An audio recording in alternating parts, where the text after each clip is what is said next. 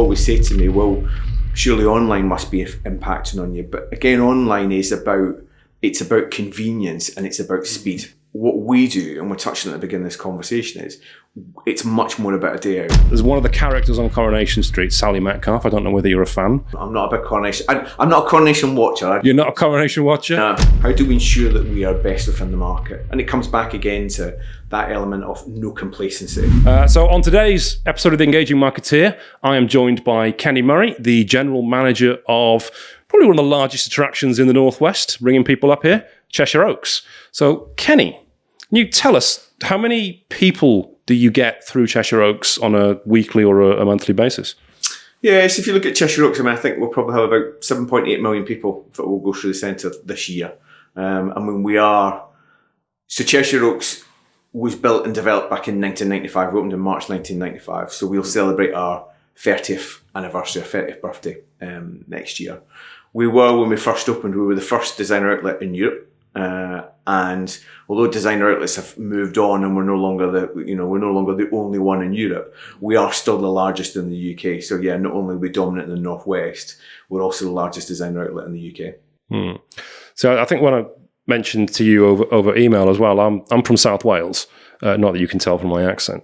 And there's two McArthurGlens, well actually there's one now in South Wales. There used to be one in Ebbw Vale called Festival Park. Oh yeah, that wasn't one of ours. Oh, yeah, no, that's not one of ours. That's it. Deny that one. No. So we've got 7 outlets in the UK. So we've got York, we've got Cheshire Oaks, we've got Bridgend in South Wales, we've got Swindon, we've got East Midlands, we've got Ashford, and then we opened West Midlands, which is near Cannock. We opened that was due to open just round about the time when we were in lockdowns with COVID. So we opened it in 2021, just as we came out of lockdown 3. All right. Well. Yeah, so Festival Park wasn't one of yours, but the one in Bridgend, which I've also been to, is one of yours. I'll say what is. What I was going to ask is, Festival Park didn't work. It was opened with a big fanfare. It had a train going around it. It was all really lovely. Nowhere near the size of Cheshire Oaks, obviously, but it's now a bit of a ghost town. What makes something like that fail, whereas Cheshire Oaks can be so successful? Yeah, I mean, if the reasons why Cheshire Oaks, the reason why McArthurGlen is so successful is fundamentally the way we approach the business. I think if you look at it from a guest perspective, I mean, we see it as being much more than just an outlet centre. Fundamentally, I mean, we're in the retail business. That's what we do. We're also in the hospitality business because we have added in food and beverage a significant amount over the last few years, because we know that if you want to come and shop with us, potentially you're going to want to eat or have a coffee or have a snack at some point with us. And then we're also in the entertainment business. I mean, we make sure that when you come, we've got something to ideally entertain you. So if you look at Cheshire Oaks over summer, we had what we call a summer social. So, we've got street food, we've got bars, we had a carousel, we had crazy golf, we had a big wheel, we had all of those kind of things going on, So we bring in things periodically when we know that we're going to go into peak times. But likewise, for example, you'll know that we've got a great big play area. I mean, we spent a substantial amount of money on that play area when we developed it. We built it and opened it in 2022.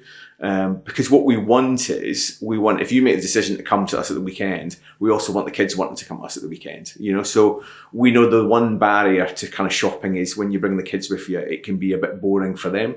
So what we want to do is make it a little bit fun for the kids as well, that we've got a great play area that they can use. So yeah, we focused more on, the outlet proposition is bring product and great brands to consumers that is discounted. So minimum discount at 30%. At peak times, we can be up to 70, 80% off, depending on when we're in sale and things like that. So yes, that is very, very important, but also the experience and the environment, all of those kind of things are really important to the guest, and we genuinely spend a lot of time focusing on them. I think accessibility is probably a factor as well, because you've got a fantastic location right next to the M53, just off the M56, whereas that one at Ebbw Vale, I don't know if you ever saw it, you had to go through a real narrow sort of cliff access to get to it. It was quite hairy if you were a nervous driver. Yeah. So it was a bit of a trek to actually get up to it. Sure, if you look at all of our 7 UK centres, I mean, they're all well connected, and you're right. I mean, if you look at Cheshire Oaks, we are well connected on the 53. 53 obviously connects to the 56, connects to the M6. So, I mean, we're connected well between Manchester and Liverpool, which are 2 of our key catchments, North Wales, but also as well, because we are dominant in the North West, we also pull a lot from north. So we pull from places like Lancashire, the Lake District. We even pull from places like Scotland, where people come down. Because outlet shopping, people don't shop outlets like high streets. And I think that's sometimes where people get confused. Sometimes people say, well, do people shop you as often as you shop a city centre? No, you don't. We're very much a day out. You might only come and visit us maybe once, twice, 3 times in the year, but you'll come and you'll spend a day out. You might spend 2, 3, 4 hours with us. And that's why getting the proposition right in terms of the offer, in terms of the entertainment, but also getting the food right, all of that stuff is super important. You mentioned High Street as well, and the fact that the Cheshire Oaks is a different shopping experience to the High Street. There's a lot of people around Ellesmere Port that possibly criticise Cheshire Oaks or blame it for what can be seen as a bit of a death within Ellesmere Port town centre, and particularly the Port Arcades, where you get blocked up shop after blocked up shop and it's all closing down. What's your thoughts on that? Because it's not exclusive to Ellesmere Port, is it? Wherever you've got high streets that used to be successful, they are dying as a breed. What's your thoughts on that? Yeah, I think what's interesting is going back to the outlet model. I mean, the outlet model is fundamentally different to the high street, and it's also, and I'm sure we'll come on in a minute, it's different to online. The outlet model was all about, how you supported brands to clear product that was, last season's product, overbuys. A lot of brands obviously sell to large department stores, larger brands. If they don't then want that product, then where does that product go?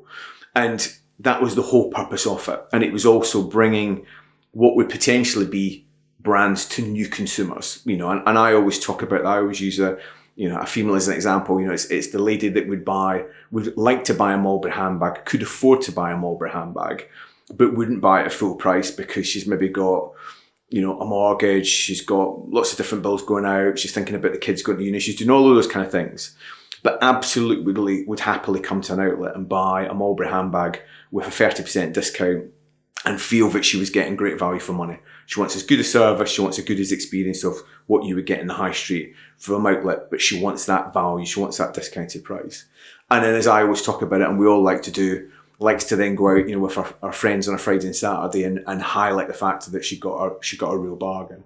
So that really is the outlet concept, and that's the reason why, to go back to what I said earlier on, we only see people 1, 2, 3 times a year. People don't make a decision to say, well, I'm going to go to an outlet centre rather than go to the high street. Because if you think about your high street, you've got your banks, you've got your post offices, you've got your general services that we don't have, and we never plan to have those propositions. So that's why we are, quite firmly moved away from that high street. And it's a bit like online. People always say to me, well, surely online must be impacting on you. But again, online is about convenience and it's about speed.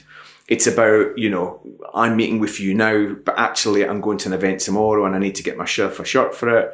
I haven't got time to go shopping tonight, so on my way here today, I went online and I ordered myself a shirt and it gets delivered to the office tomorrow, ready for my event. That's what online is about. Whereas what we do, and we're touching at the beginning of this conversation, is it's much more about a day out. It's Saturday. The last couple of weeks I've been out and about and done my bits and pieces that I wanted to do. I've done my shopping.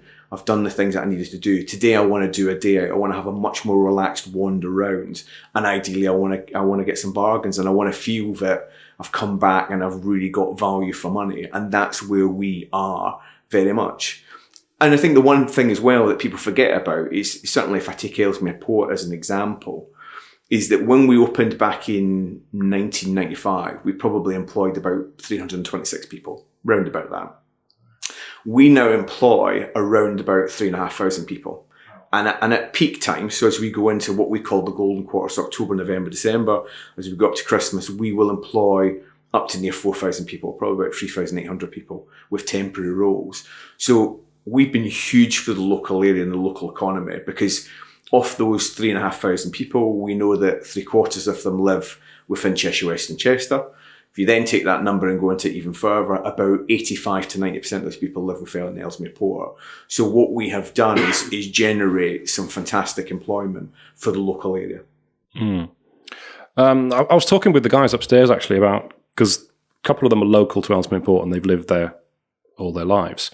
And I was asking them, what would they like to see from Cheshire Oaks? What improvements would they like to see made? And one idea that came up, I thought, bloody hell, that's brilliant. But you've probably thought of this before. You've probably explored it. If you're in Liverpool or in Manchester and you're not driving, to come to Cheshire Oaks involves, unless you want to get the bus, obviously, involves getting the train all the way through to Ellesmere Port train station and then walking what used to be quite a long way, but you've got that sneaky little bridge now that goes over in the middle. It's still about 20, 25 minutes to walk. Is there any capacity or possibility for Ellesmere Port to have its own train destination? Not so much its own train station. So I think, there is examples, across the UK and in Europe, where retail destinations have been able to connect in to public transport networks.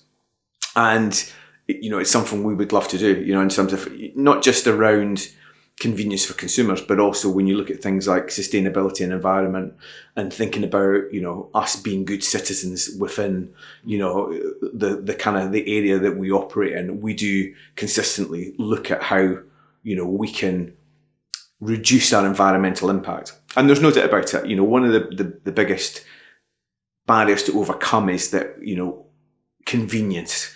It's much more convenient for consumers to jump in the car, drive to a destination, jump out, do the shopping, put the stuff in the boot, and off they go again. And I think now that we're focusing a little bit more on sustainability, and everybody is, what we're looking at more with the wider community and with the council and with the public transport networks is how do you connect onto them? So how do we give people more of a layered option? So how do we give you an option where you can drive, where you can get a bus, whether you can get a train? What does that then look like in terms of how you connect them? And how do you make them viable? How do you make because at the end of the day, you can run a bus from the train station, but if we've only got one person getting on it, every couple of days, it doesn't become viable in terms of the way that you operate it. One of the other things that we've done within the last few years is things like we do hands-free shopping now. So hands-free shopping originally came out of giving you the opportunity to come and shop the 160 brands at Cheshire Oaks, and that we would collect your shopping for you. So you would shop, you would drop your shopping where it was, we would collect it for you, and we would either take it back to your car for you so that you've got it there when you get to the end of your visit, or we can deliver it direct to your door so you can get it there the following day. And that's then when, from a public transport perspective, it becomes more interesting. Because the one thing that would probably put you off not bringing your car would be that convenience of, well, okay, if I've got to get the train or I've got to get the bus, I've then got to carry my shopping, which is, when the shopping bags are starting to cut through your hands, it's not a particularly great experience. Whereas if we can turn around and say to you, well, look, actually, why don't you potentially use public transport? That allows you to come and have a more enjoyable day, have some lunch. If you want to have a glass of wine or a beer or whatever, you can do that without having to worry about drive. And then we can get your product delivered to you. So these are the kind of things that we're looking at, and we're kind to explore all of the time in terms of how we give people more options to come to Cheshire Oaks. I've never heard of that before. It's the kind of thing that you always see like celebrities doing on TV, just walking around, yes, I'll have one of those, but they never pick it up. Someone else deals with that. Is it literally that sort of thing? They don't even take the stuff out of the shop. Yes. You go in and pick it up. Yeah, so we currently have something called premium parking, and this is where we predominantly use it from. So premium parking is that it's a service where all of our car parking at Cheshire Oaks is free of charge. But we have a limited amount of spaces, about 50 or 60, that you can pre-book, and you pay a price for that. And the whole purpose of it is that if you want to come to us on a busy Saturday, you can on a Friday go in and book a parking space. The advantage that you've then got is you can come at any time on that Saturday. We trade between 9 in the morning and 9 at night. Any time on that Saturday, and that space will be there for you. So you don't have to come and go and have a search around to find a car parking space. It's there for you. And then what we then offer those guests is that ability to use premium parking. And you're right, basically you go into a store, you buy your product, at the point of purchase, you then say to them, I want to drop this bag and have it collected by premium parking.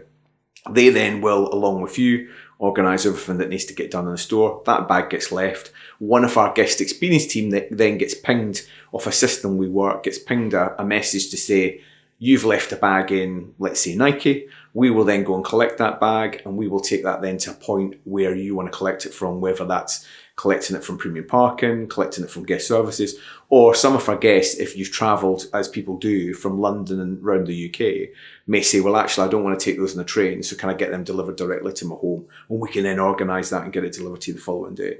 So, again, it's one of those additional services. It's not used by everybody, but it's an additional service. And it's meant to take the stress out of shopping, and it's meant to give you an element of convenience.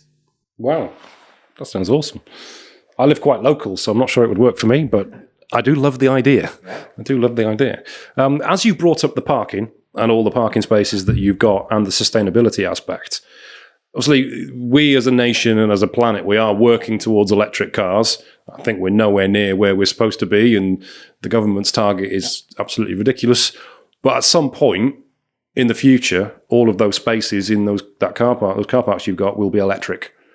What plans do you have to put chargers into every single space within Cheshire Oaks? It's a challenge, isn't it? I mean, I think we've all got an ambition, to kind of make sure that our impact on the environment is lessened. And I think we've all got an ambition that says, how do we hit these kind of targets that the government and the kind of wider bodies set?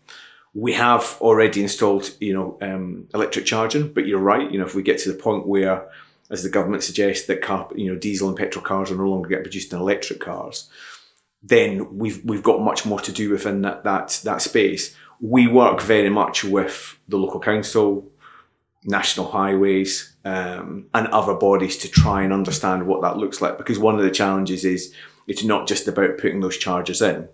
It's about, is there enough power on the network to put those chargers in? Yes. So it's not just as, it's, if only it was as simple as just us putting in additional car park charging points, and it's not. So we've really got to work on these kind of things to try and look at how we can improve it. We've already got plans to keep kind of adding some more in, and we keep doing those periodically. And I think the key thing is that we're trying to learn from it. We're trying to learn about how do we improve it? Is it around adding in fast charging? Is it, what is the key things that people are looking for when they want to come and they want to charge the car? And then what we need to do is take those learnings and look at how we implement it. So yeah, there's absolutely a short-term and a medium-term and a long-term plan, but a lot of that has to come with the infrastructure as well. And what there's not quite there at the present moment is the infrastructure to kind of support large-scale movement on things like electric charge points. But that's why we work, as I say, with the council, other bodies, and we also work with other businesses. We work with things like Chester Zoo, because they have a desire as well to get to more electric charging points. So we come together as big businesses and look at how, what are they doing that we can learn from, what are we doing, and also how can we put pressure on to try and move these kind of things forward in terms of infrastructure. Glad you brought that up, actually, what other people are doing that you can learn from, because that was a question I was going to ask. I've been to retail outlets in the US, particularly in Orlando, in Florida, and they look very similar to Cheshire Oaks. The architecture is very similar. The shops are very similar. The Nike store is almost identical. You walk into a Nike store in Orlando, you walk into the Nike store at Cheshire Oaks, you wouldn't necessarily know which one you were in if you don't look closely at the pound sign or the dollar sign. Where do you look at to see what others are doing and what you want to emulate? And what do you see that you want to be able to do that others are doing now?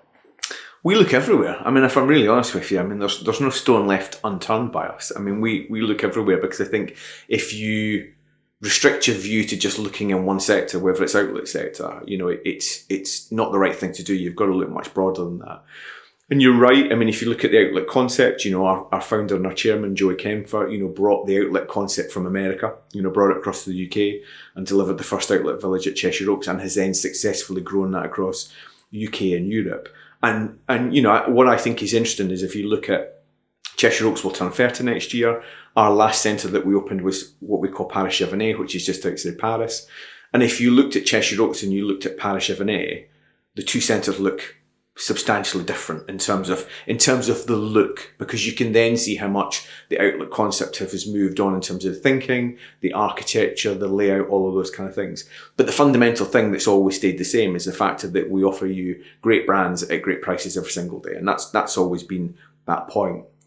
In terms of where we look, we obviously look at retail, so we look at what's happening in full price retail, more so about when we look at full price retail about what are the brands doing and actually what are their requirements, because a successful outlet village needs successful brand partners, and we need to understand what's happening in their world. What are they doing in terms of their stock packages? What are they doing in terms of the turnover of stock? What's their longer term plans in terms of the strategic development? So we need to understand that part of it.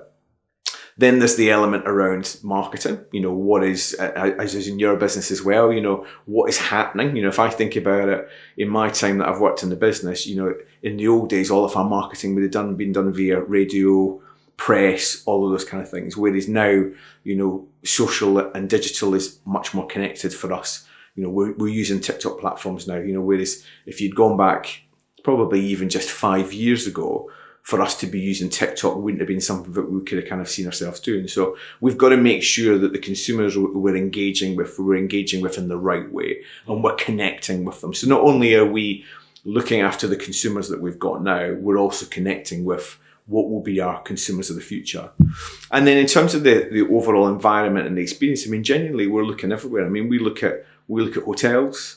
We look at visitor attractions. We touched on retail. We look at all of those kind of things. It was interesting. I was on holiday a couple of weeks ago, out in Tenerife, and I was taking pictures of like furniture in the hotel, that we sat outside because it was really nice. And actually, there was a bit of me like, well, if they can deliver these really nice seats with really nice cushions, in this hotel outside in Tenerife, could we deliver that in Cheshire Oaks? And okay, we get slightly different weather in the northwest than what you would get in the south part of Tenerife, but that shouldn't limit our view about what we can do and what we can do. And we genuinely obsess over detail. Whether it's landscaping, whether it's benches, whether it's painting, whether it's decoration, we want it to be really, really good. And one of the many comments that we get at Cheshire Oaks and across our portfolio is people trying to say how clean it is, how sharp it is in terms of standards.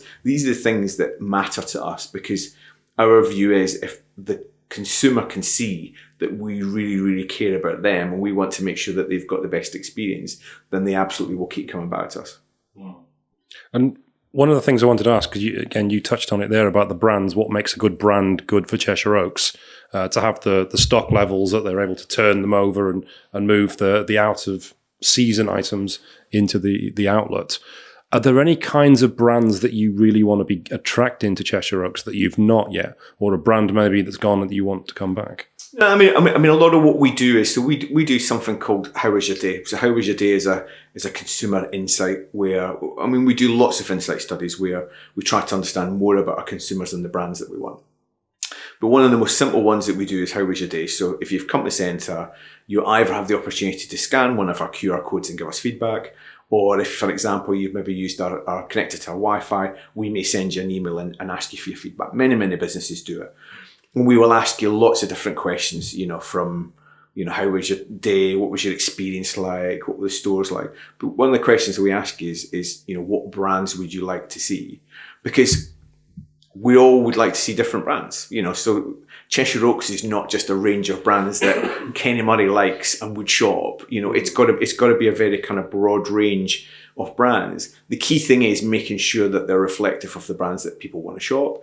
Crocs is a great example. So we opened Crocs about 4-6 weeks ago, and Crocs is just absolutely flown. The phenomenon of Crocs in the UK right now is unbelievable, and not just even so much in the Crocs themselves, but you get what they call gibbets, which is the little kind of accessories that you put into it. And that is huge. Yeah, they're massive in the outlet malls in Orlando as well. Yeah, it's always a rammed store, the Crocs. Absolutely. And I have an 8-year-old daughter, and her big question every single day until I opened Crocs was, when is Crocs opening? Because she was absolutely desperate to come in. And you can see by the demand, the queues that we've had of people that want to come in and do it. So that's what's right in terms of getting the right brands for the consumer. The key thing that we've got to do, and you kind of touched on it a little bit, is making sure that we've got the stock. There is nothing more frustrating than you come to buy something and guess what? We don't have your size. All we've got is, I don't know, a rack full of extra smalls or a rack full of triple XLs or something like that. You want to be able to come and get your size. And that for us is the key part, working with our brands to make sure they've got the right stock depth to manage, the customer demand. Mm-hmm. One brand I'd personally like to see there, I don't know if it's even possible, will be Amiga. Oh, okay, yeah. I've got quite a few. I have to go to the Trafford Centre for them. That's a little bit far, and you don't want to be mentioning them on this podcast, do you? They're a full-price outlet anyway. But if it's possible to get a brand like that there, that would be fantastic. Yeah, and of course, some of this as well depends whether the brand feels that they require an outlet. You know, again, all of this comes down to, I mean, I've worked in retail all my life, all of this comes down to what is their overall strategy to manage their stock buy and their stock packages. You know, if you look at, we've got Tag, for example, you know, and Tag do a phenomenal job, you know, in terms of the consumer base that they've got at Cheshire, but also they've got a black book of consumers who are people that would buy Tag day in, day out, you know, and what they're constantly doing is making sure when they get new product coming in that they're talking to those consumers and those consumers are coming back in. So yeah, there's always brands that we would like to get, and sometimes it's more a longer term conversation with those brands. There's many brands that we have at Cheshire and across our portfolio that we would want to get now, and it could be 5 years before we get them into the centre. There's many brands that I can think about where we've had to work with them a long, long time until the time was right for them, where they said, yeah, actually now, do you know what, we've got an outlet strategy and we'd really like to get into that market and look at how we can attract an outlet consumer. One question I've always wanted to ask you, because I've seen this over the years on Coronation Street. There's one of the characters on Coronation Street, Sally Metcalf. I don't know whether you're a fan. I'm not a big Coronation. I'm not a Coronation watcher. I don't know. Not a Coronation watcher? No. She frequently mentions Cheshire Oaks. Okay. And how when she's being all hoity-toity about she's bought something and it's really nice and she wants to show off about it, she'll talk about, oh, how I bought that at Cheshire Oaks. And I'm just wondering whether Cheshire Oaks pays for that as its marketing, or whether that's something that just happens, and how you feel about those mentions anyway. That's what you call being incredibly lucky. That's free advertising for you. So yeah, we don't pay for those kind of things. Not with, you know, in something like Coronation Street. If someone name checks us or name drops us, that's not something that we do. So that's where we're very lucky in those kind of opportunities. And of course, yeah, anything to kind of get the brand out there is always great, you know, in terms of recognition from our perspective. So you're getting what it used to be in its prime. It was 20 million. A time, so I think something like 12, 11 million that watch it now, because everybody watches stuff on record. So that's 11 million people seeing Cheshire Oaks getting name checked on primetime TV, and that's just free marketing. Isn't that a wonderful opportunity? Yeah, realistically, that's how it works. I mean, that's where we are with it. And I think what's interesting with brands like Cheshire Oaks is, I mean, Cheshire Oaks has a high level of awareness because we have been around for nearly 30 years in the Northwest and broader. I mean, we've got a really strong awareness. People know we're there. You know, and our job from a market perspective is always how we reconnect with them. How do we keep you coming? Or if you haven't been for a while, how do we re-engage with you? And for new consumers that maybe haven't been to Cheshire Oaks, how do we tell them about our proposition and get them to come along and have a look? You've mentioned the Nike store and you mentioned Tag. Just wondering, when people think about Cheshire Oaks, is there particular brands they think of, that's what I'm going to go there for? I mean, do you have, I don't want you to say pick your favourite child or anything, but do you have marquee brands that you think, yes, that's what people go to Cheshire Oaks for, that's why they come? It's a broad range. So I'm going to give you an answer, but you're probably going to say I'm not giving you an answer. I mean, Cheshire, of its size and scale, we kind of cut it into, we've got it as 4 phases. So if you imagine it's like 4 quarters, yeah? And what we've done in our leasing strategy is that we've put like-minded brands together. So I'll not go into technical jargon and talk about the phases, but for example, like one of our phases has all of our fashion and lifestyle brands in it. Yeah, so that phase is anchored by Nike. And then what are you going to see on there? You're going to see brands like Levi's on there. You're going to see brands like Doc Martens on there. We've got Havaianas. So all kind of like-minded brands. Then you move across and we've got what we would class as a high street phase. So you're going to see Next, you're going to see Clarks, you're going to see Moss. You're going to see those kind of brands that you would predominantly expect to see on the high street. Then we have a phase that's got homeware. So we've got like our Denbys, our Tefals, our Pro Cooks. Then we've got a phase that's a bit more accessories. So you've got like your Fossils. And then we go into our final phase, which is like our luxury and designer phase, which has got your Burberrys, your Armanis, your Hugo Bosses, your Polar Alpharens. Why do I talk about it in that way? The reason why is some consumers will come and will shop the whole centre. So they'll come and they'll make a day of it and they'll walk the whole centre. Some people will come and will know that they want to shop a specific part. Yeah. So, for example, you touched on earlier on. So if you take just recently, we've just come out of school summer holidays. So, as an example, some of our more local consumers, so you talked about the good people from Ellesmere Port, potentially may have come in the last month or two, and they may have shopped Clarks to get their children's footwear. They may have shopped Next. They may have shopped Skechers, which is becoming really popular with back to school. So you have that consumer, and then you have another consumer that may have driven slightly further because actually they want to experience brands that haven't got full price bricks and mortar presence in the Northwest. So for example, who am I talking about? You know, brands like Armani, for example, brands like Burberry, brands that you could find in the Northwest, but in a lot of cases you probably would have to go to a department store from it. And what you will then get from the stores that we have is you will get a more personalised experience. Touched on it in terms of tag.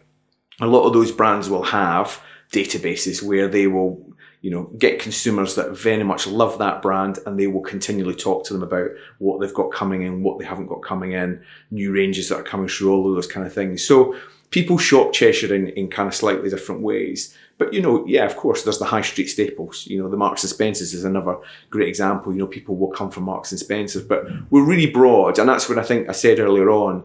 We introduce in a lot of cases new consumers to brands, you know, because at the end of the day, as soon as you reduce that price point, for some people it makes it more affordable, and for some people it makes it more attractive because, as I said earlier on, they wouldn't pay the price on the high street, but they would be happy to buy it at a slightly more discounted price. And at the end of the day, as I said earlier on, everybody loves a bargain. Everybody loves the fact that if you're able to get something at a substantial discount price, there's a real pride, you know, in terms of being able to say, I got that, it should have cost, I don't know, £300 and I got it for £150 as an example. You genuinely feel like you've got a bargain and you've still got £150 left in your pocket to spend on whatever you want to spend on. There's one section that Cheshire Oaks doesn't have that Orlando outlets do, and it's always bugged me because it's something I'm particularly interested in. Because I'm a big kid at heart. People will know I collect a lot of toys. There was Build-A-Bear. Is there a Hamleys now still on there? No, we did have Hamleys. So Build-A-Bear's gone, hasn't it? And Hamleys is gone. So there's no Toys R Us, there's no Smiths, there's no toy shop or toy area of any kind. So you mentioned bringing the kids in. Obviously, they've got the play areas, but there's nothing for kids to go, let's go to Cheshire Oaks because I want to go to that shop. So have you got any plans, or are there any brands that sell toys that would work on an outlet? Lego, for example, or are they just not the kind of brand that needs to sell stuff on an outlet because they can always sell at maximum price? No, we're always looking at category management. So we always look at, of the categories that we've got in any of our centres on Cheshire Oaks, where have we got too much? Where have we got not enough? And where have we got nothing at all? And I think you picked a great category, which is toys. It's a market that we've been in. If I look back over the 29 years, there's lots of toys brands that we will have had at Cheshire Oaks over the years, but it's just never quite worked for those brands. And I think in general, if you think about the Toys R Us model, if you think about the Smiths model, they are very much big warehouse units where you go in.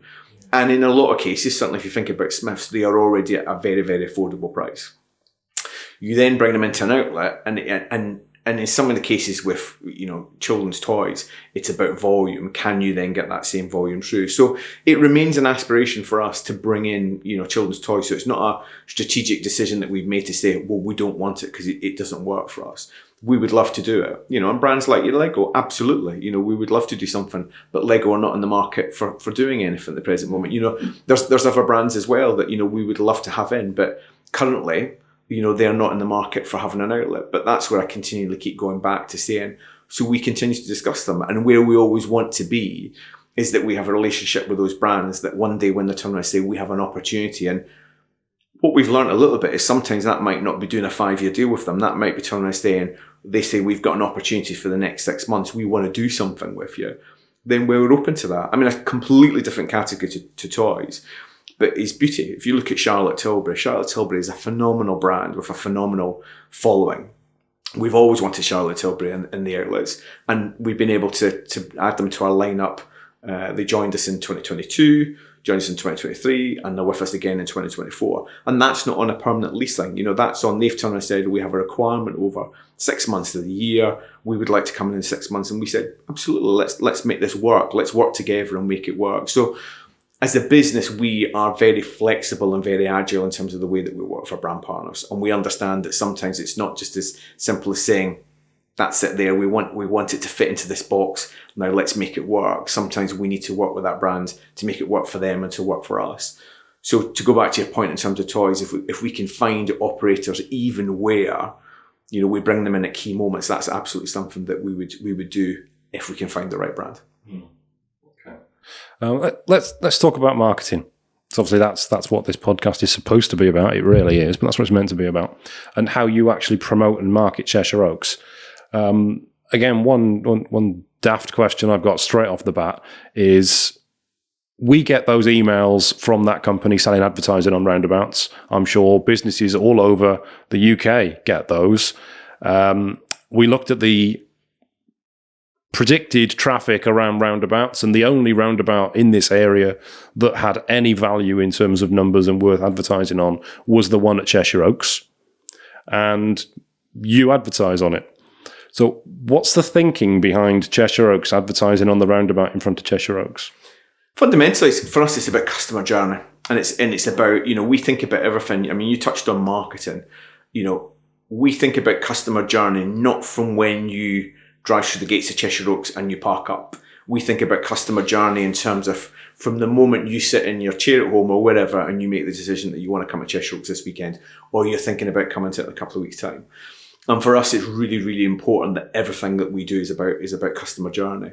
So, you take on those roundabouts. For us, it's around the fact that as soon as you come off that M53, and you come down to that first roundabout, we're there, we're right there. Then as you come round to the next roundabout in front of our development, we're there, so that you know that you've arrived at Cheshire Oaks Designer Outlet as soon as you come off that motorway. And we've got, just as an aside, we have a peak traffic management plan. We have a traffic management plan that we use every weekend, but we have a peak traffic management plan where we work with national highways, we work with Cheshire Police, we work with local highways, and we actually manage everything traffic-wise on peak days from when you come off the M53 into the centre to getting you back on that M53 again. And the reason why we've done that is because we know that what will make or break your visit potentially is your experience arriving or departing.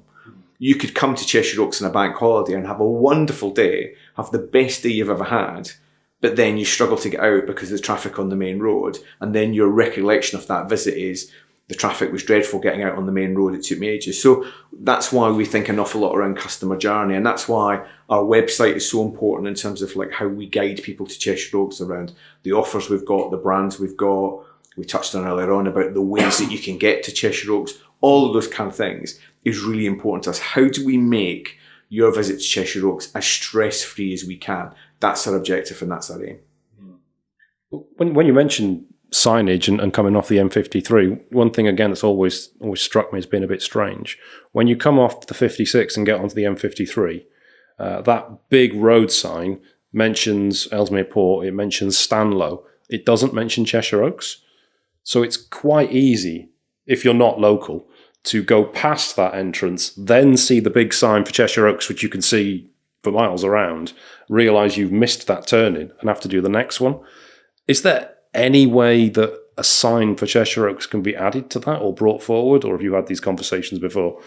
Unfortunately, it's outside our remit. I mean, we would love to do it. I mean, at the end of the day, again, as I say, we want to make your journey as easy as possible. But as soon as you come off our land, we obviously are then, bound by, the rules and jurisdictions that they have. As I said, we work a lot with Cheshire West and Chester Council. We work a lot with national highways, but they have policies and procedures, and what you're talking about sits with national highways, and I understand that, they have these processes and procedures in place, and that's where we've just got to continue to work with them to try and make journeys for people as easy as we can. But yeah, if I could change that, I would love to do it, but unfortunately it's out with my control. Yeah, because it's going to cause people problems. It's going to cause traffic the other way then. Anyway, it frustrates me. So in terms of the marketing then, what do you find the most effective ways to promote Cheshire Oaks Or is it a case that you don't need to do any marketing, you're so big, everybody knows where you are, and you get mentions on Coronation Street? My goodness, wouldn't that be lovely? That'd be lovely, wouldn't it? That would save me an awful lot of money, wouldn't it? That would be lovely. No, I mean, we touched on earlier on, I said that our awareness within the Northwest is broader. We would never, turn around and say, actually, we're so big, we don't need to market. I think, where we spend a lot of our time is marketing the proposition, and it's around how do we. I remember that people used to talk about this when they talked about credit cards, and I'm not sure that's maybe the same now because we've all got credit cards and Apple Pay, but of course it is similar. But I remember someone who was in the credit card world saying to me, for them it was all about front of mind, but they called it front of wallet. How did that credit card company get to the front of your wallet? Because if they got to the front of the wallet, it meant that you would use that card predominantly when you went to do your shopping. It's the same for us. As I said, we're different to high street, so we're a day out. So if you're having a day out, how do we make sure that we're front of mind, that you think about Cheshire Oaks?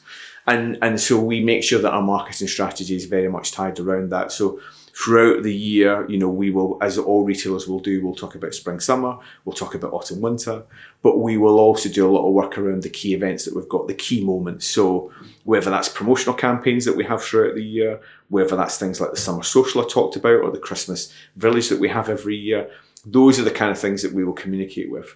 The other thing, I touched on earlier on about in the old days, we would have used more newspapers and all those kind of things. The one thing that digital has allowed us to do now is, and we're trying to be even more getting into that, is how do we tailor our communication? So, how do we make sure that, I think you said earlier on, for example, I think it was toys you said, so if toys is something you're interested in specifically, and we have toys brands that suit you, how do we make sure that communication comes to you and is tailored for you? If I'm not interested in that, but I'm interested in something else, how do we make sure that communication is tailored? Because what we know is that if we keep sending you communications that are relatively irrelevant to you and don't interest you, you'll stop clicking on them, you'll stop opening them, and then we run the risk that at some point you might unsubscribe for us. So how do we make sure that our content is current to you and relevant to you? And that's a big, big part of what we're doing. And we've got so much more to do in that space, in terms of learning more about our consumer. We launched a loyalty scheme a couple of years ago called MG Club. An MG Club is not what you would call in the sector a kind of earn and burn, where it's like Tesco's, where you go and you spend and you earn points. What we wanted to do was create a club where you sign up to it as a member, and then what we do is we talk to you about offers that we've got coming on. So we talk about what is relevant to you. When you join up, you get like a 10% discount straight away for doing it. We will send you that periodically on your birthday, but also we get you to put all your preferences in. So we get you to tell us what are the things that interest you. And then we can make sure that in our email communication and in our offers that we push to you, that we send you the most relevant things so that we keep you engaged and we keep you switched on. Do you know how many people you've got on that mailing list, out of curiosity? Yeah, we've probably got about 250,000 people that will sit on that database. And I think for us, what's interesting is it's about quality over quantity. So if I go back to probably 6-7 years ago, that database would have been higher. But what you found, and I don't know if businesses like yourself found that, but we found that in the early days of emails and databases, where businesses were signing people up, people would sign up, but potentially maybe wouldn't use like a factual email address, or would sign up but then would disengage really, really quickly. Or they'd have a burner email they use for this kind of thing, a Hotmail they don't really log into. Yeah. And I think that's why I think so many businesses at the time were kind of just firing out emails all the time, but people just got really switched off to it. So that's why for us it's more about quality over quantity, because actually if what we've got is, I would rather have a database, let's say, of 250,000 people that is much more engaged with us, is interested, engaged, wants to understand more. That to me is much more valuable than having 500,000 people on a database that actually some of the email addresses are not right, some of them are not engaged with us. So that's really important to us. And do you use that email database for something like social media marketing as well? No, I mean, we predominantly is just on our database marketing. So it's only to send out communications to people and to use that. We've obviously got, as lots of businesses, we've got our Facebook site, we've got our Instagram, we've got our TikTok. That's where we're doing a lot of our social content. Well, the reason I suggest is when a company comes to us, for example, and they've got a big email database or a big customer database, it's like gold because you've got those profiles of all those people there. And to say one of our clients is a garden centre, for example, they can take their customer database of however many thousands and thousands of people, upload that into Facebook. Facebook will match those customers with profiles. So maybe 50% of them will match, maybe 40% of them will match. And then you will be able to run ads to those people, to your existing customers, also based on locality and interest to target them to come back to for particular promotions that you were running. So you mentioned not everybody opens emails, not everybody uses emails. That database can be used in different ways to target people to come back to Cheshire Oaks. Sure. Yeah. I mean, I think what's been interesting for us as well is thinking about the different consumer groups in terms of the different age profiles and how they're engaging. And you'll know better than I do, things like, the younger generation now are less Facebook, but much more TikTok, and again, I think this has been quite an interesting change for us as well, just in terms of that tone of voice, in terms of how we're communicating and what we're doing, and that element of, less corporate and probably more fun and things like TikTok, as an example. And I think for any business, it's about finding that kind of nice place to be in terms of how you communicate on TikTok versus how you communicate on Facebook, and actually how you reach out to the consumer in a relevant way to them. And of course, we're learning and developing in these kind of spaces like all the time. Do you have a budget you set aside to do marketing such as this? And one question I've always thought of is, do the brands actually contribute towards marketing, or do they just leave it all up to you and they do their own thing? No, I mean, at the end of the day, the one advantage for brands coming into an outlet centre is that when you come in, you know that you are guaranteed, the footfall that we've got coming on an annual basis. So, if you open your store tomorrow, you know straight away how many people realistically are going to be passing your doors every single day. So, our job with the brand partners is to very much to continue to drive the marketing for Cheshire Oaks, to drive more footfall, to drive the right type of consumer, and to make sure that we're driving them to their stores, so that once we get the people over their door, they can make sure again that they've got the right product in place, they've got the right service, they've got the right store, they've got the right experience, so that they're best placed to look after that customer's needs.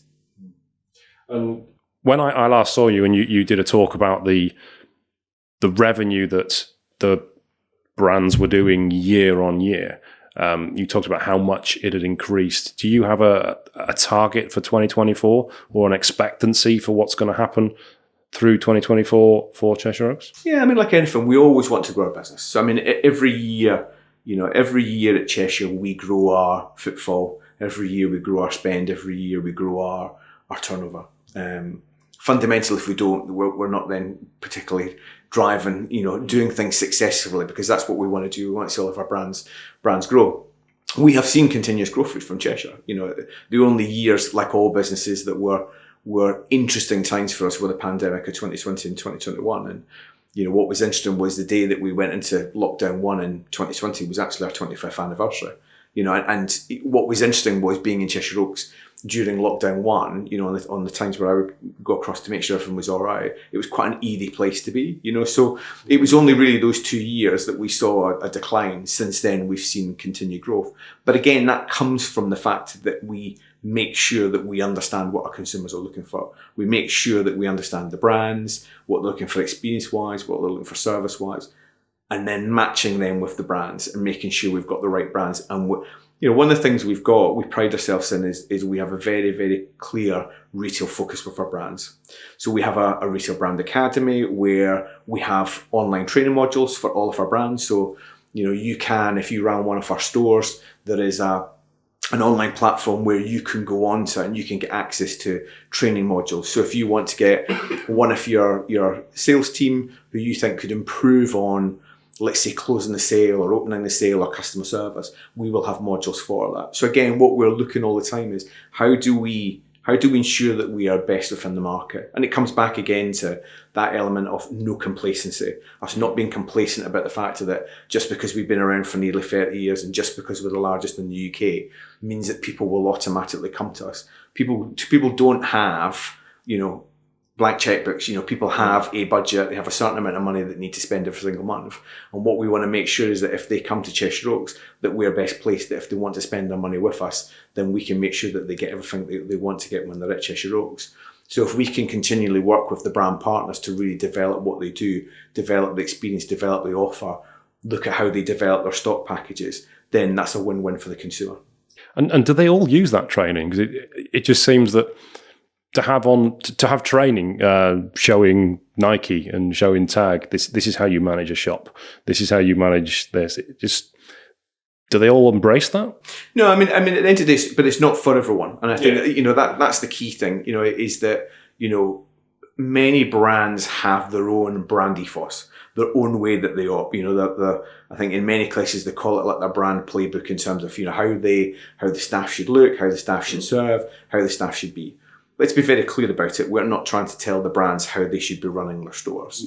If they know their brand better than us, our job is to support them. But what we do know is that if you take the 160 odd brands that we've got, that not every single one of them may have that. Not every single one of them may have an infrastructure where they've got all of those modules. So for us, it's about how do you give them those modules that if they require them, that they've got them. If they want to add to what they already have, that they have that. And it's very well used in terms of the amount of brands that sign up to it, the amount of brands that use it. And the thing that we've learned over the years is, and certainly with tech now, is it's about how can you give someone a bite-sized module? It's a Saturday morning, it's first thing in the morning, I've got enough staff on the sales floor, and I say to one of my team, go and take 30 minutes off the sales floor on your smart device and go and do a module on customer service, as an example. And then they do that. It goes back as well to when we talked about the employment numbers. One of the key things that we see at Cheshire Oaks is there's people at Cheshire Oaks that have been there for near about 30 years. There is people that have moved from store to store. People that have gone from coming in maybe as a part-time like sales associate when they were in college or they were at school, and then they've decided to go into a career in retail, and then they become a sales associate, then a supervisor, then an assistant manager, a manager. Then they've gone from being a manager of a small store to a medium-sized store. Now they might run a flagship. So again, these things are all important, that they're able to kind of talk about their experience at Cheshire Oaks, but also where they've learned and where they've developed. And it gives real kudos as well to a lot of the brands, because they know what we do with the staff on the centre, and they're interested in it when they start to interview staff, for example. You mentioned earlier about the play area, which cost, how much was that again? It was a huge sum of money you invested. A lot of money, yeah. A lot of money. Eye-watering amount of money. But do you know what? The key thing was, it's not an off-the-peg, play area. And what it was about creating something that was quite unique. And actually what it has done for us is just phenomenal. So that obviously was a huge bit of development that you did. You've built a new car park at the back in the last few years. You've redeveloped that part in the middle, which is the what's that? That new store. I say new store in the last 4 or 5 years. That used to be car park. Oh, the Polar Ralph Lauren store. The Polar Ralph Lauren store. That's the one. I'm thinking, what developments are you looking for to do next? What's the next big thing that you're going to be doing? Yeah, so there's nothing at the present moment that really kind of stands out. So I think the development you were talking about was what we called the 2018 kind of modernisation plan. And that long ago? Yeah, it was 2018. Yeah, COVID kind of lost us a couple of years, didn't it? Yeah. What we did with that was we wanted to add some additional retail because the requirement was there. So we added about another 40,000 square foot of retail space at that time. But we also wanted to modernise our toilet blocks. We wanted to add in more car parking. All of those kind of things that we wanted to do. There was some things where car park entrances would have been better if they were relocated. So we did all those kind of things. And the idea was to make sure that, one, if we go back to experience, if you come to the centre, you want to go to a clean, nice set of toilets. That's what you want to do. So you wanted to invest in that and make sure that's what you got in terms of experience. If you've got children and you need to use a baby change, that needs to be, looking nice and looking pristine. That's what we wanted to do. The additional car parking was about helping us on peak days, helping the peak traffic management plan, helping flows. How did we make it easier for you to find a space potentially on big days? And then the retail was just about adding to the overall offer. And the play area is just such a key part for us. I mean, we had an old play area that was I mean, it's got a high amount of usage. You know, I mean, I sometimes wish that we put a little footfall counter on it so I can actually tell people how many kids use it. But, you know, if you've seen it, I mean, obviously we've got great big towers that the kids go up and then come down the slides. And, you know, some days I look at it on busy days and it's like ants, you know, kind of going up because there's so many kids in it. But you listen to the kind of the squeals of enjoyment and fun, you know, and kids that are just desperate to get into it. And it's absolutely worth every single penny because, you know, I say it, you know, even about my own holiday, you know, if the kids are happy, then we're happy, you know, so we make sure where we go, we know the kids are going to be happy. And it's the same thing when you go shopping, isn't it? If you're going to a wedding in a month's time, you know, and you and your partner have got to go out and get some outfits and you need to do it and you need to take the kids with it. If the kids are moaning and complaining because they're going shopping and they don't really want to do it, it's not a great experience for you. It becomes quite stressful. But actually, if the kids are like, okay, great, but I'm going to get to go in the play area, or I'm going to get to go to Mowgli for lunch, or wherever you're going to go. Those are the kind of things that make it less stress, you know, less stress for you when you come and get that overall experience. So to go back to your question, there's nothing in the kind of in the future that we're looking at the present moment. We're always exploring opportunities. You know, we're going to relocate guest services. So, you know, we've got our guest services where our guest experience team are based. We're going to move that to a new home, which is going to be just next door to Marks and Spencer's.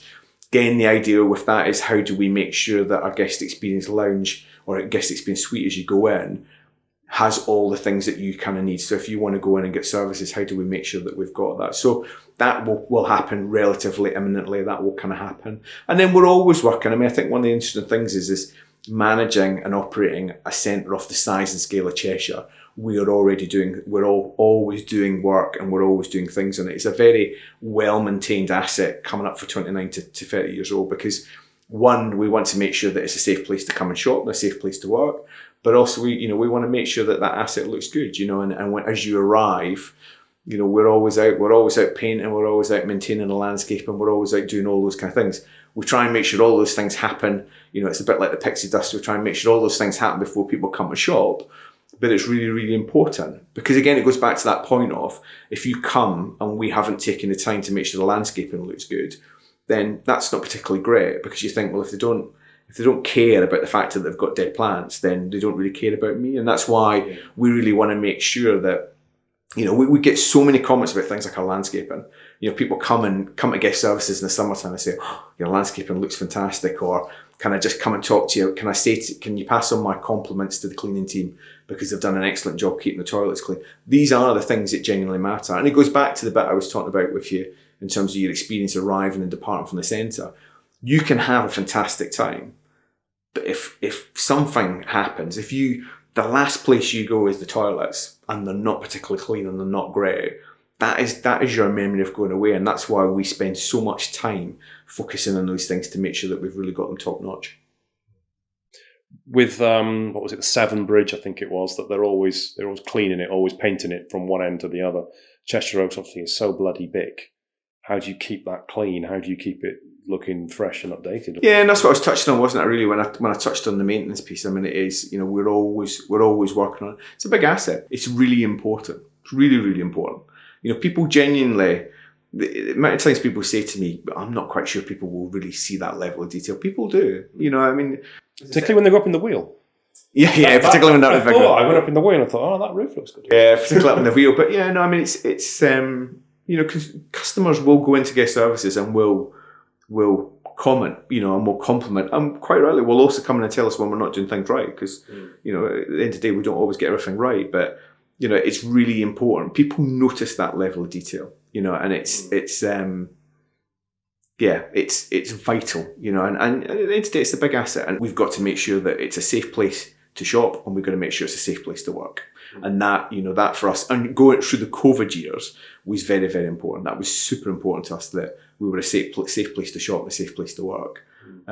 So the centre gets that level of investment continually in terms of what we're doing, in terms of, to your point, painting. And again, you know, we're touching on guest experience team. These people as well, we couldn't run Cheshire Oaks without them. You know, the people that are around the back, you know, that are emptying the bins, the people that are, you know, painting the manholes, the people that are sorting the slabs, all of these kind of stuff. They are the unsung heroes of Cheshire Oaks because they're the people that make sure it's spot on every single day. But like me, are not the people that the guests see. The guests see our front-of-facing guest experience team.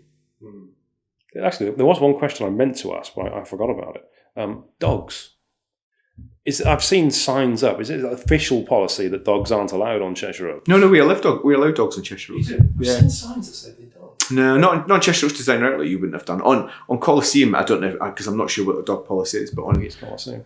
Dogs need to be socialised. They need to see that kind of outlet. Yeah, the reason why we did it is that we draw customers from up to 90 minutes, and certainly through the COVID years as well. Long time to leave your dog. Yeah, and through the COVID years, I mean, a lot of people purchased dogs. I mean, they talked about it. I mean, the dogs, and you can see it. And I mean, of course, we're talking in a lot of cases now. Dogs are you can pretty much pick them up in one arm. We're not talking about people with great big dogs, but yeah, it's hugely important to people now to bring dogs. And you're right, if you're travelling from a distance, then what are you going to do? And of course, the big thing for us is we don't want people to be leaving dogs in cars, because we all know that it can be shady and feel cool outside. We all know it can be shady and cool outside 1 minute, and the next minute, the weather can change. So yeah, and if I'm honest with you, we find that our guests are very respectful to that. If they bring dogs on, they're super respectful. They clean up behind them. We've got a new dog operator on site called Digby and Champ. And they do dog treats and they do dog accessories and all of those kind of things. So yeah, dogs are very important to people. Very important. So yeah, that's the reason why we allow them on centre. Excellent. That's good. When this podcast goes out, it's going to be December, and we're going to be in the middle of Christmas, which is obviously the busiest time for Cheshire Oaks. And you guys do an incredible job transforming the whole thing into some sort of massive grotto. You have that huge, great big bloody tree, which you can see for literally miles around. Years ago, you used to do a huge thing about switching on that tree, and you used to get people like from X Factor or from Pop Idol. I remember Little Mix did it a long, long time ago. I don't even want to think how long ago that is because it's making me think how old I am. How much effort goes into Christmas and transforming it, and how much business is done in percentage of what happens at Cheshire Oaks in that November-December period? Yeah, I mean, I think to kind of take your last point first, I mean, I think in retail in general, I mean, the majority of the business is taken, over, we call it the golden quarter. So October, November, December, but you're right. I mean, fundamentally, it's November and December. And the reason why it's so important to us and the reason why it's so important to our brands is that for many brands, it's make or break. I mean, for many brands, it's if they have a bad quarter four, it could be the thing that in some brands, and we see it all the time, some brands kind of fall over in the following year. So it's really important that we have a very successful quarter four for our brands, because that's your opportunity to really kind of make your big money. It's when consumers are out, consumers want to do gifting. Gifting with us is important. We want to make sure that you're in a good place, that you can buy your family some nice gifts and you can get it from Cheshire Oaks. But where we spend our focus, our attention now is on that experience element, which is how do we make a shopping trip to Cheshire Oaks more than just, I just need to go out and get, Christmas shopping presents. Because, everybody shops in a slightly different way. Some people will come out on what we call mission shopping, and I always say, Christmas Eve is a little bit like that. You see, I know what you mean. You see people out on Christmas Eve where, they've kept on saying all throughout probably December, I need to go and get Christmas shopping. And then it's the last day and they're out mission shopping. They've got a list, they know what they need to get, and they know they need to get it before the stores close. But there's many, many people that go out and do it with family, do it with friends. And we see a lot of that. Families that will come out Christmas shopping, people that will come out with friends, girls that will come out, for example, in a group of girls and they'll make a day of it. They'll come out and do some of the Christmas shopping. They'll have some lunch with us. They'll use some of the experiential elements we've got, if it's the big wheel or all of those kind of things. So yeah, it's very, very important. Do you know what I mean? That we kind of get it right, and we spend, you said, when do we start on it? We actually start on it pretty much on January the 1st. I mean, it's like we do Christmas and then we come back and have a little breath and then we're, are we then planning for Christmas that year? No, but what we are doing is then debriefing and working out kind of what worked well and what would we do, slightly differently, the following year.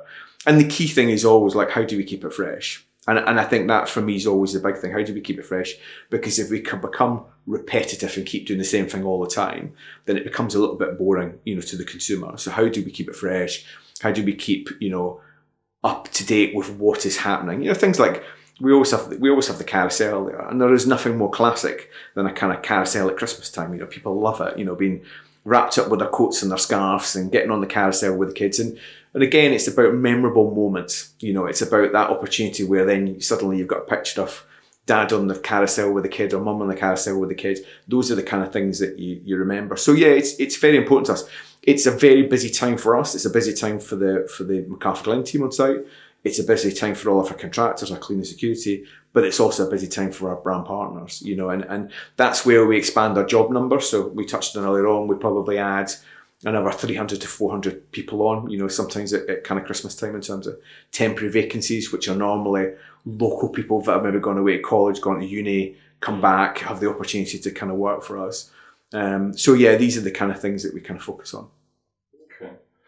And if there's any brands out there, I imagine anyone listening to this thinking, I'd love to get involved. I'd love to actually have something on Cheshire Oaks, because you have smaller units as well, don't you? It's not all big brands. There are opportunities for smaller businesses. Yeah. How do they get involved? Yeah, it's interesting. Brands can contact us all the time. Businesses can contact us all the time. And I think, we've got, you're right, we've got a wide range. We've got commercialisation operators, as we call them. So if you come down to Cheshire Oaks, we've got normally what you see is things like, food trucks that are selling, crepes, donuts. We've just got a vegan cookie operator that's just joined us. We've got a small unit down there called Quick Stitch, which does alterations. And again, the idea is to go back to that example I gave earlier on. If you're going to go to a wedding in a month's time, you go and buy your suit, you need your trousers altered. Well, actually, we've got someone on site that we can do that. So these are the kind of things that we do. Then we do pop-up opportunities. So yeah, you're right. In some of our kind of empty stores, whilst we're going in transition,